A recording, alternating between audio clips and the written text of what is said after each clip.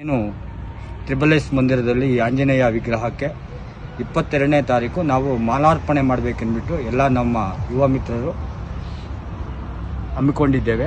ಇದರ ವಿಶೇಷತೆ ಏನಂದರೆ 1992ರಲ್ಲಿ ನಮ್ಮ ಗುರುಗಳು ಅಶೋಕ್ ಎಂಬುವರು ಮತ್ತು ಅವರ ತಂಡ ರವಿಕುಮಾರ್ ಮತ್ತು ರಘು ಅವರ ತಂಡ ಕರಸೇವಕರಾಗಿ ಅಯೋಧ್ಯೆಗೆ ಹೋಗಿರ್ತಾರೆ. ಆಗ ಅವರು ಅಯೋಧ್ಯೆಯಲ್ಲಿ ಅರೆಸ್ಟ್ ಆಗಿರ್ತಾರೆ.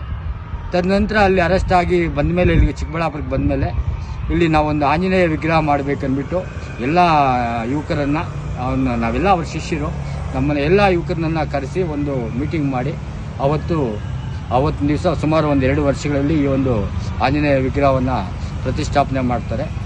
ಈಗ ವಿಶೇಷತೆ ಏನಂದರೆ ಅವತ್ತು ಅಯೋಧ್ಯೆಗೆ ಹೋಗಿ ಅವರು ಅರೆಸ್ಟ್ ಆಗಿದ್ರು.